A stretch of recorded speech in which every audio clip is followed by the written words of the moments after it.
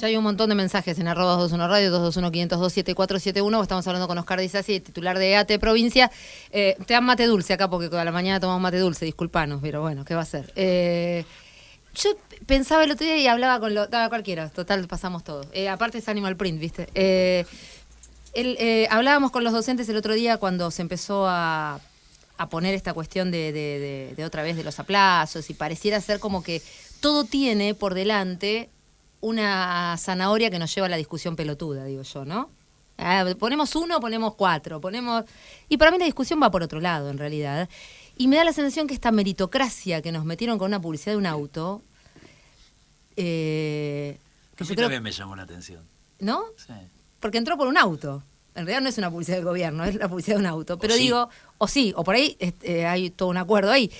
Pero digo, es un poco lo que el argentino piensa, porque si no, vos no tenés ese consenso. Digo, nosotros cuando lo hicimos el otro día acá y charlamos con los dirigentes de SUTEBA y demás, la encuesta nos daba muy a favor de los aplazos.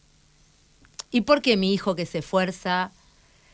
Y en realidad lo que yo les planteaba era, ¿a cuántos pibes dejamos afuera? Porque el pibe que se saca un 1 y no tiene contención y se va a la casa y además el padre no le da pelota o capaz que lo faja porque sacó un 1 y le dice, bueno, no vas más a la escuela. Y yo decía, estamos hablando de cosas que no tienen que ver. ¿Nos llevan a eso? ¿Es que esta mitad que votó está dispuesta a esa sociedad? ¿Cambiamos de golpe? ¿Todo fue distinto? ¿Cómo pasó? Digo, eso es lo que no entiendo. ¿Cómo queríamos, no hablo del kirchnerismo, digo de la gente en general? Todos nosotros teníamos como una concepción diferente de las cosas y después de golpe queremos el 1 y el 10. Yo primero creo que lo que hay que analizar es cómo desde el 2001 esta parte. El 2001 se abrió una posibilidad, sin ningún lugar a dudas a escala continental, pero fundamentalmente en la Argentina. ¿Qué significó el 2001? El fin del consenso neoliberal, fundamentalmente de las clases medio altas. Porque hubo un proceso de resistencia en los 90 de los trabajadores y de los sectores más postergados que terminaron con el final del consenso en el 2001. Pero hubo mucha gente que en los 90 estaba contenta también, 19, esperanzada. Bueno, esperanzada. Esperanzada, que es o otra a gusto, cosa. Qué sé yo, no sé cómo decirlo. Esperanzada. Final de consenso en el 2001.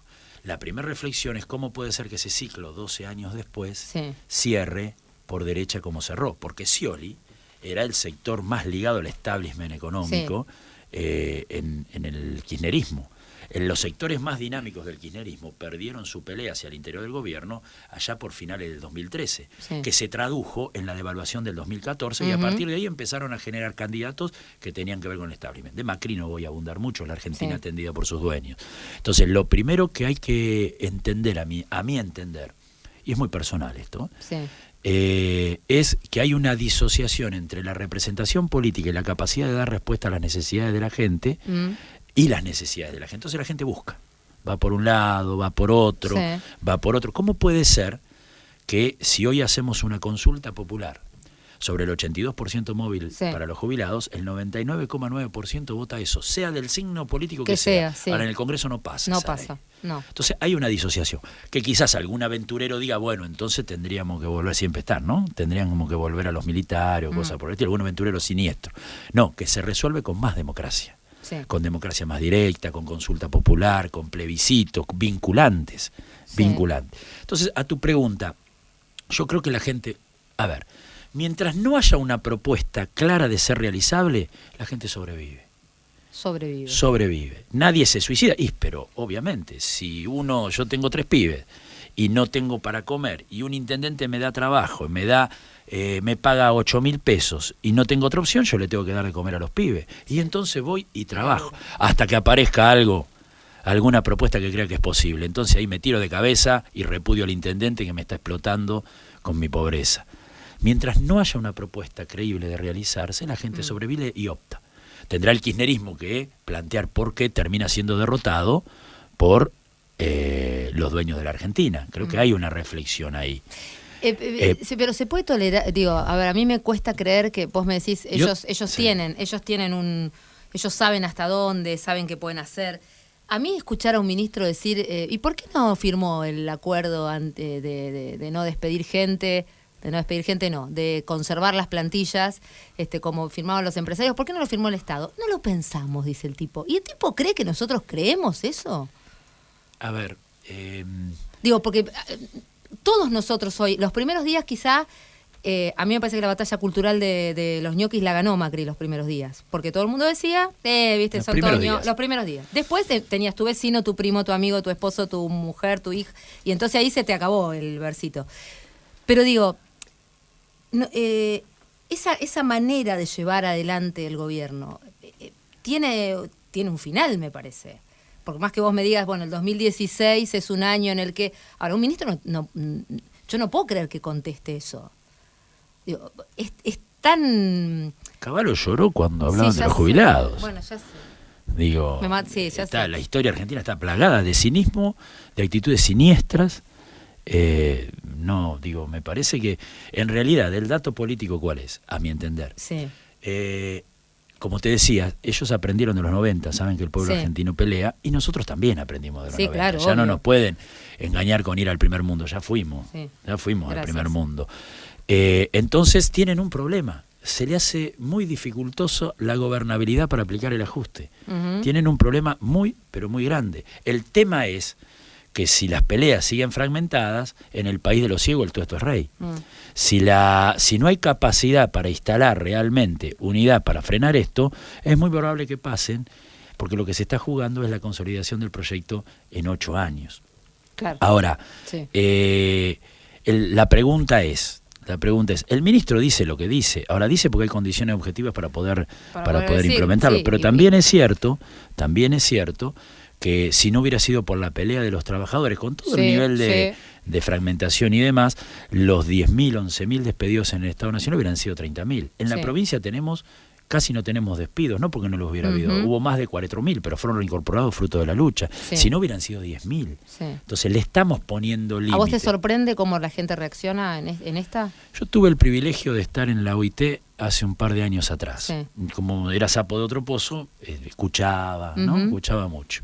Entonces en una cena, después de estar en uno de los debates, en ese momento eran los debates de cómo a escala planetaria los empresarios querían sacar los convenios colectivos, querían avanzar sobre los convenios colectivos. Entonces en una charla estaban los españoles, todos hablaban y yo estaba calladito porque no conocía a nadie, todos se conocían desde hace tiempo. Y por ahí el español dice, ¿y ustedes los argentinos que resuelven todo en la calle?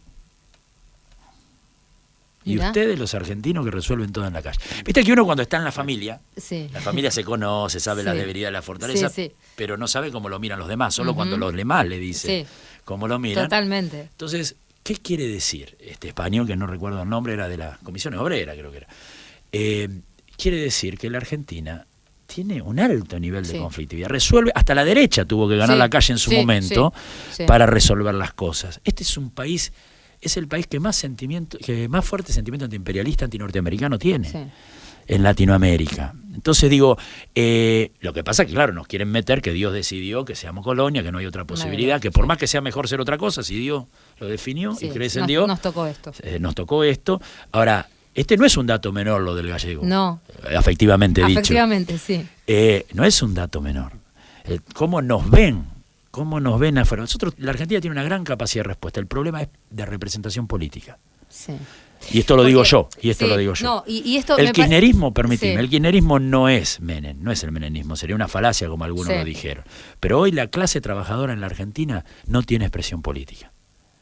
Y ese es un problema. Pero por eso se puede bancar el trabajador ir y tener en un mismo escenario a Moyano, a Yasky, a todos, y puede bancarse ir a una marcha por la educación pública y ser tanta gente como la que fue, a pesar de todas las diferencias habidas y por haber, en todas de todas las maneras que se te ocurra. Digo, era impensado esto hace... Yo te digo, ni siquiera lo pensé, se acabó el mate, ¿qué pasa? Que gira. Digo, era impensado esta cantidad de gente con esta misma representación. Si vos me decías hace 5 meses atrás, vos vas a marchar con fulano de tal, no quiero decir ninguno, aunque tuvieras que perder, quizás no ibas. Hoy la gente va, y va mucha más de la que uno piensa. Digo, porque tenemos un problema. Tenemos un problema. Ahora, ¿cuál es el problema? Una virtud y un problema. Una virtud que sabemos ubicar en algunos casos cuál es la prioridad. Hoy nos une la unidad contra el ajuste. El problema es cuando tenemos que debatir lo que queremos. Cuando tenemos que debatir lo que queremos, hay ingeniería de la fragmentación. Yo creo que no es menor analizar que en el 2001 hubo una oportunidad histórica y terminamos con 2 opciones de derecha, 3 opciones de derecha.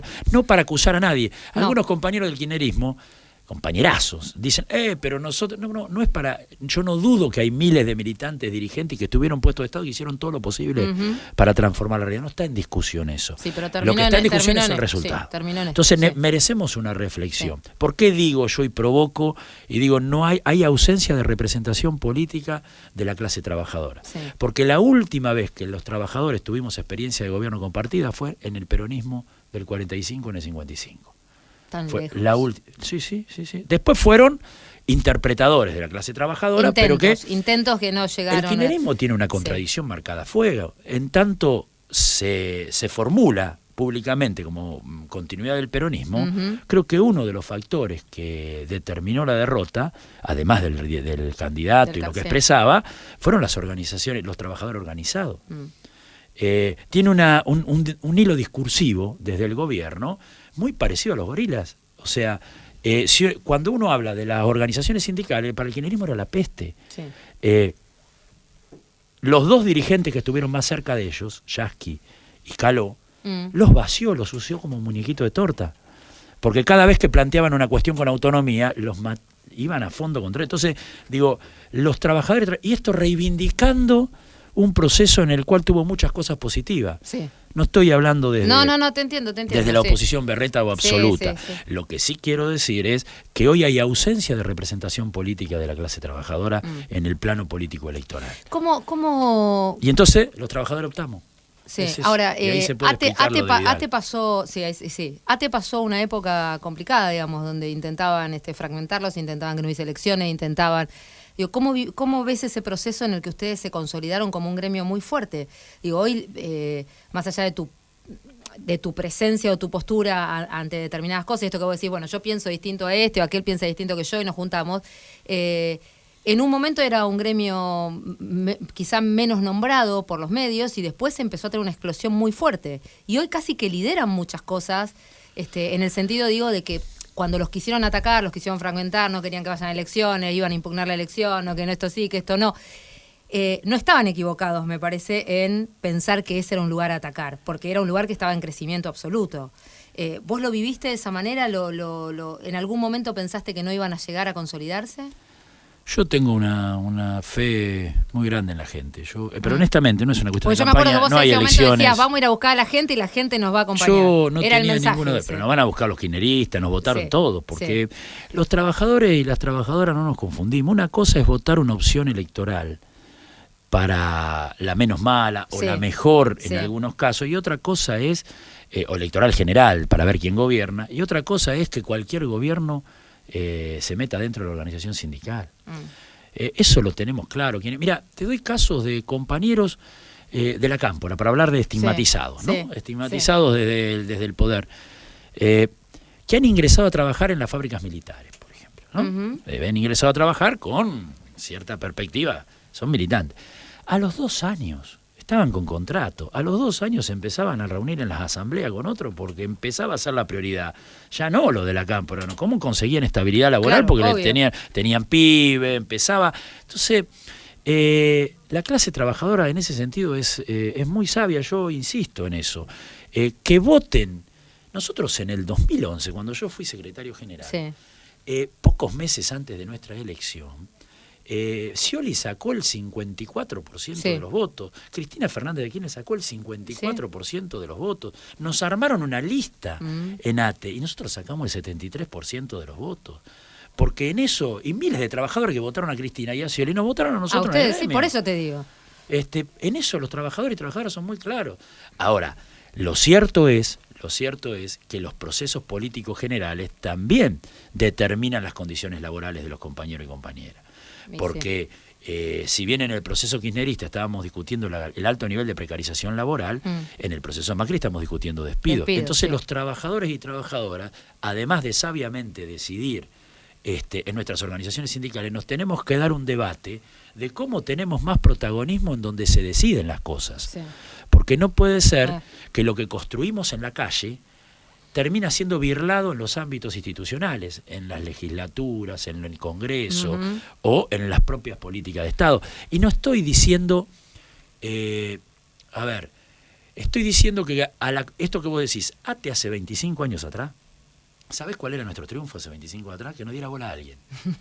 No éramos ni el Consejo Directivo Provincial. A mí cuando me daban bola en la oficina del Hospital de Niños, que la mayoría me daba bola porque era hijo de una enfermera conocida, no porque era de ATE, era un triunfo. Había otros sindicatos, otras organizaciones que eran las que estaban instaladas. Obvio. Entonces nosotros le decíamos, cuando lográbamos hablar con uno u otro, cuando se discutía el salario, mirá que esto no va por acá, va por el otro lado. No, veníamos de atrás. No teníamos la obligación de discutir con el compañero y compañera cómo hacemos para ganar. Teníamos que probar que existiéramos. Hoy hay un cambio cultural en la provincia de Buenos Aires. Sí. Cuando hay algún conflicto en el Estado, naturalmente van a ver a los delegados de ATE. Sí. ¿Bien? Por eso digo. Ahora, los compañeros no esperan que vos le digas, vienen y te preguntan. Una pregunta muy sencilla. Para mí las preguntas sencillas encierran respuestas que no deberían ser tan ligeras. No deberían ser. Cuando viene el compañero o compañera y te dice, bueno, ¿y ahora qué hacemos? Por algún quilombeto que se armó, ¿no? No te está preguntando si luchamos, si somos combativos, eso ya lo sabe. Ya lo sabe. Ya descarta, digamos. ¿Qué hacemos para ganar? Claro. Te está preguntando. ¿Qué hacemos para ganar? No para pelear. Sabemos que ATE pueden cuestionarlo porque hacemos un día de más de paro, no porque hacemos un día menos de paro. Eso ya está instalado. La pregunta de hoy es, de nuestros compañeros y compañeros, ¿qué hacemos para ganar? Porque si no deciden sobrevivir. Entonces, en ese qué hacemos para ganar, sin ningún lugar a duda está la unidad contra el ajuste. Sí. Por eso nos juntamos SUTEBA, SADOC, ATE y otros gremios, 20 gremios, para que el día 19 nos movilicemos la legislatura contra la ley de reforma del Estado y también para la defensa del salario, de la fuente laboral y de un Estado del servicio a los bonaerenses. Eso es, nos juntamos contra. Ahora, si nosotros no somos capaces de poner en debate cómo hacemos para construir poder real desde los trabajadores, que somos los que generamos la riqueza de esta patria, y entonces que no nos terminen capitalizando otros nuestra construcción callejera, corremos riesgo de terminar siendo el ejército de otros. Hay un montón de mensajes y muchos tienen que ver con cómo es la relación con... Bueno. Dice, celebro la lucidez y claridad analítica de Oscar Di Sassi. En buena hora. Mirá, no son amigos, mira, es un montón de gente que te elogia. Bueno. Mirá.